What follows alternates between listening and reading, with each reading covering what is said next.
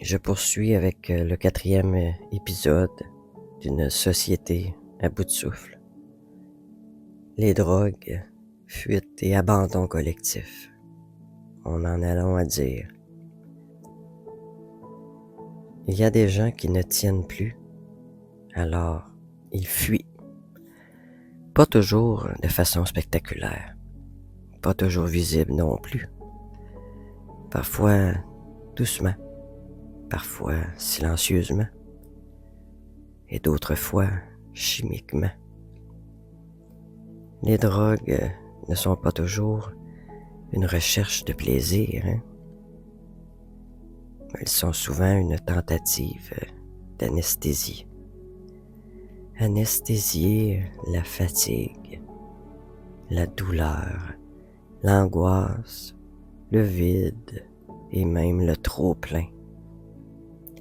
Dans une société qui exige beaucoup et qui offre si peu de répit, la fuite devient une stratégie de survie.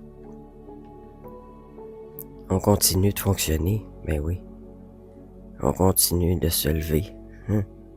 On continue d'avancer, comme si de rien n'était. Mais à l'intérieur, quelque chose a cédé.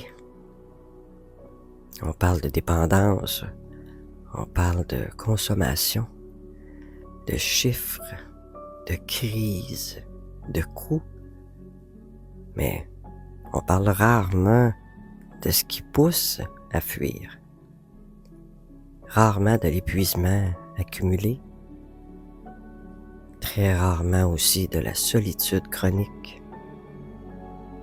Du sentiment de ne plus avoir de place.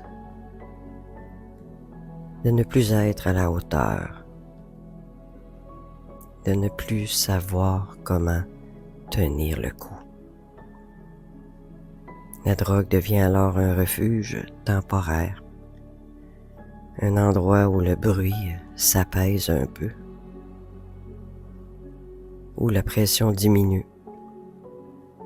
Où l'on cesse de sentir, de ressentir, juste un instant. Pas pour aller mieux, mais pour ne pas aller plus mal. Et pendant que certains fuient, d'autres regardent sans vraiment voir. On se scandalise, on juge, on simplifie tout. On s'éloigne de tous. On parle de choix, par exemple. On parle de manque de volonté. On parle aussi de responsabilité individuelle. L'abandon collectif commence souvent là.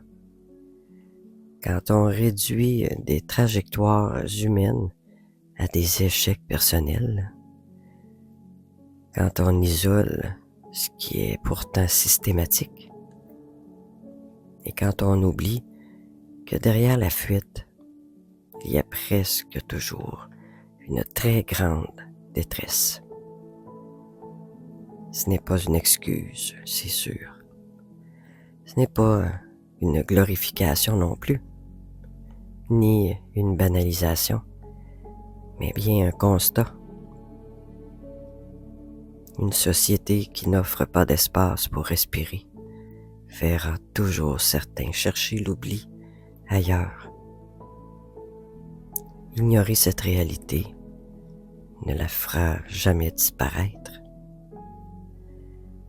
Elle s'installe, elle s'étend, elle se normalise de plus en plus et elle laisse des traces profondes.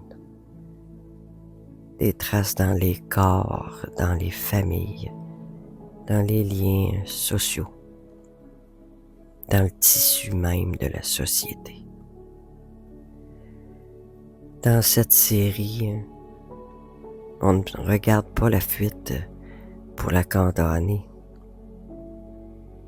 On la regarde pour comprendre ce qu'elle révèle. ce qu'elle dit du rythme imposé, de la pression constante, de l'absence de lieu pour déposer la fatigue.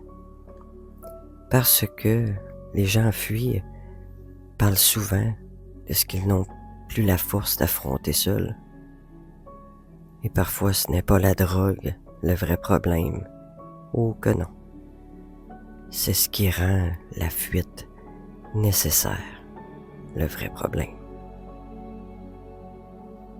Merci d'avoir écouté le 4e épisode d'une société qui est à bout de souffle.